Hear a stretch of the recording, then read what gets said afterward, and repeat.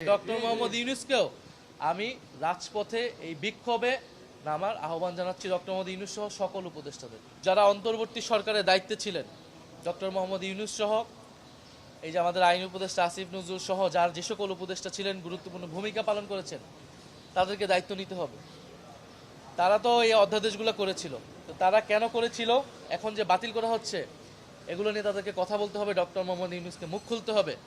তারা অধ্যাদেশ করে চলে গিয়েছে, একটা ইলেকশন ইঞ্জিনিয়ারিং করে বিএনপির হাতে ক্ষমতা দিয়ে চলে গিয়েছে। এখন এই আইনগুলো, অধ্যাদেশগুলো বাতিল হয়ে যাবে, সংস্কার হবে না, আর তারা কোনো কথা বলবে না, তারা যার যার ক্যারিয়ারে ফিরে যাবে। এটা কিন্তু হবে না। জনগণের কাঠগড়া তাদেরকেও দাঁড় হতে হবে।